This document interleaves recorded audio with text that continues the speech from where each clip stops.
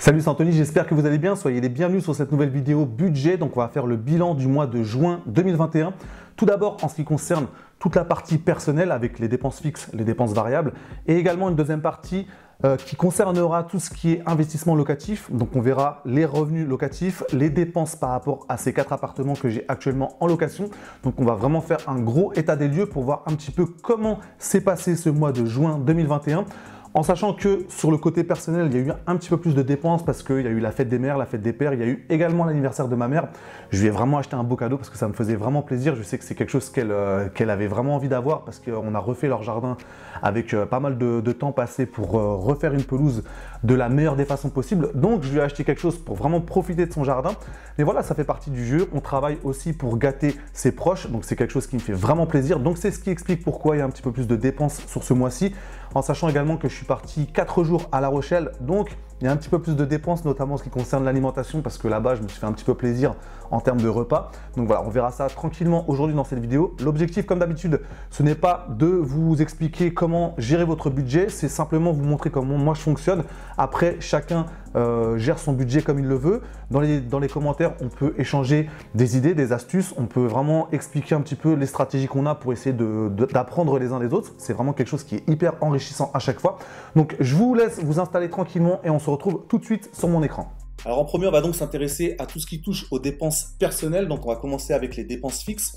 Donc là, rapidement, au niveau de l'essence, en fait, il y a eu pas mal de fois où j'ai dû faire le plein parce que je suis parti à La Rochelle, comme je vous l'ai dit. Donc aller-retour en voiture, forcément, ça a occasionné un petit peu plus de dépenses en termes de carburant. Donc j'ai fait 4 fois quasiment le plein, donc le 31 mai, le 14 juin, le 15 juin et le 22 juin. Donc voilà, ça a occasionné quand même un certain montant en termes de carburant. Ensuite, les grands classiques, hein, donc mon forfait mobile à 7,99 €, la mensualité du prêt de la maison 1147,99 €, tout ce qui concerne l'énergie, donc électricité et gaz 49 et 142 €, l'assurance voiture 22,15 €, l'assurance habitation 27,94 €, pardon. Veolia, donc là c'est tout ce qui est dépenses concernant l'eau, donc 59,66 €. Ensuite, deux choses qui concernent la chaîne YouTube, donc c'est l'abonnement Adobe, ça c'est pour le logiciel de montage que j'utilise, donc c'est Adobe Premiere Pro, et abonnement Canva, ça c'est principalement pour faire les miniatures pour les vidéos YouTube. Ensuite, la cotisation du compte, donc ça c'est pour mon compte perso. Ensuite, taxe d'habitation, taxe foncière, 13 €, 74 €.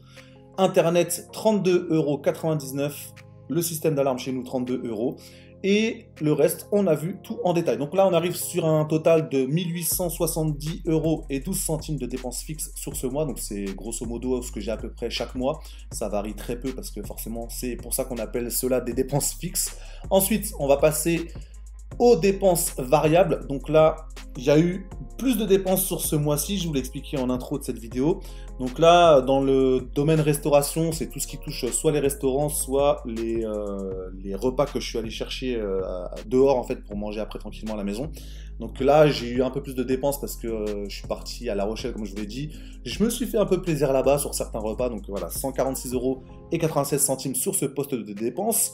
Ensuite, les courses, j'ai dû pas mal compléter des courses parce que normalement, c'est ma compagne qui fait les courses.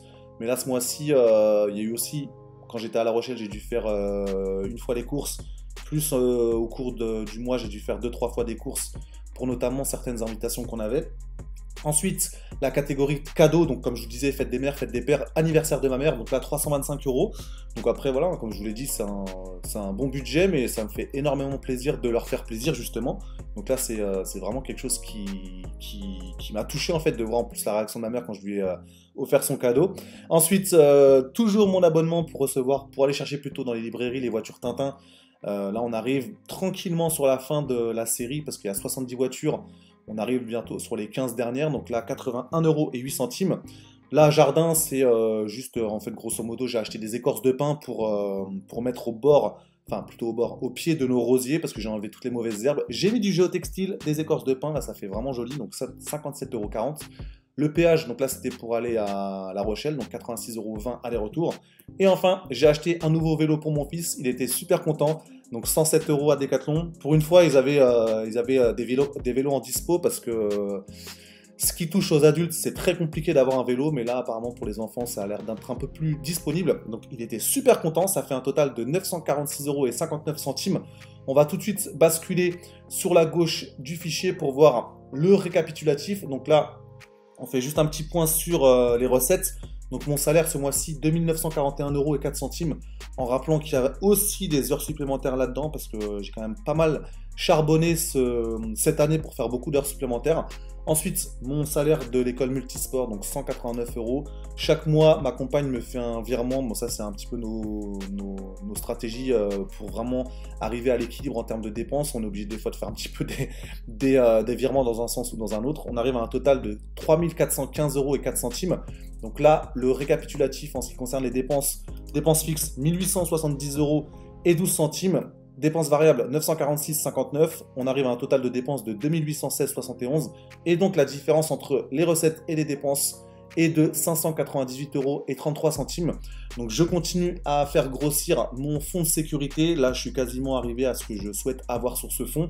J'ai un petit peu investi aussi en bourse. On verra ça dans une autre vidéo dans laquelle je vous parlerai de l'évolution de mon PEA. Mais voilà, cette différence de quasiment 600 € est utilisée soit en épargne, soit directement en investissement.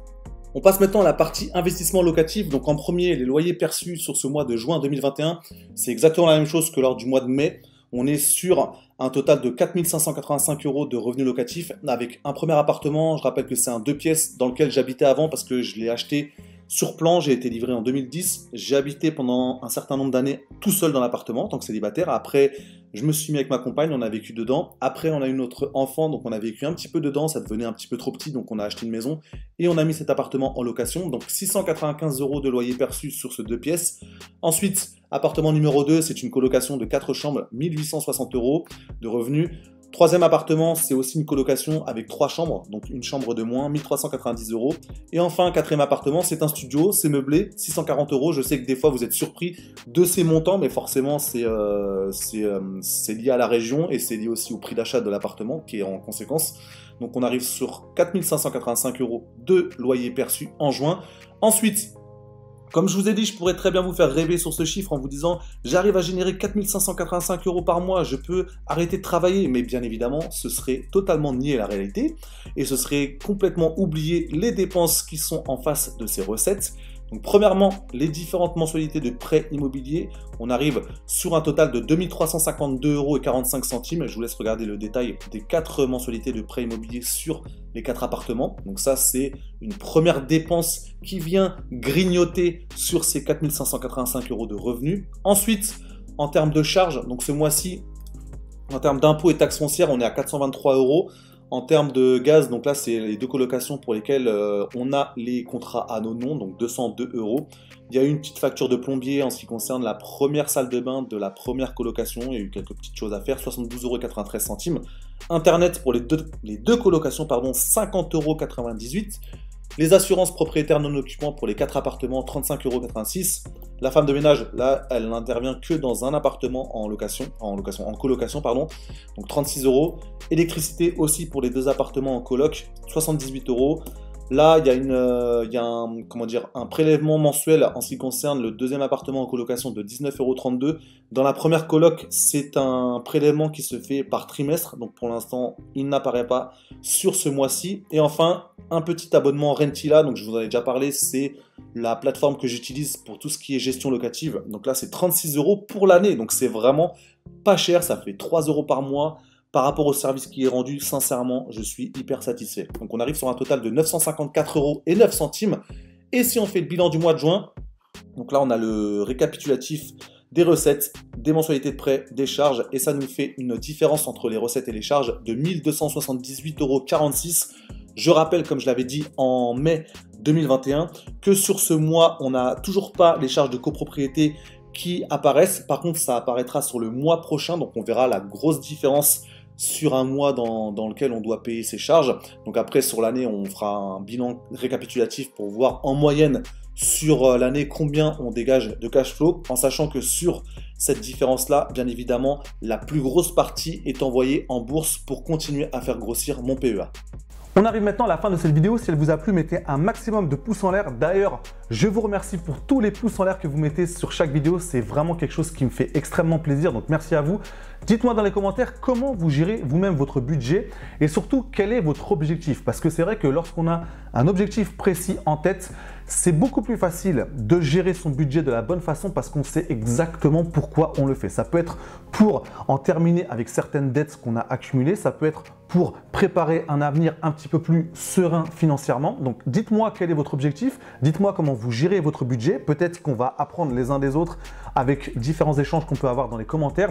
Je vous remercie pour votre attention. On va se retrouver très vite pour une nouvelle vidéo en ce qui concerne toute la partie bourse. Donc je vais vous montrer un petit peu l'évolution de mon PEA qui reprend un petit peu ce qu'on vient de dire parce que du coup là on a vu la marge que j'ai entre les rentrées et les sorties. Cette marge-là est soit envoyée en ce qui concerne l'épargne, soit utilisée pour investir principalement en bourse. Donc c'est ce qu'on va voir sur cette prochaine vidéo. Je vous remercie pour votre attention et je vous dis à très bientôt pour cette prochaine vidéo.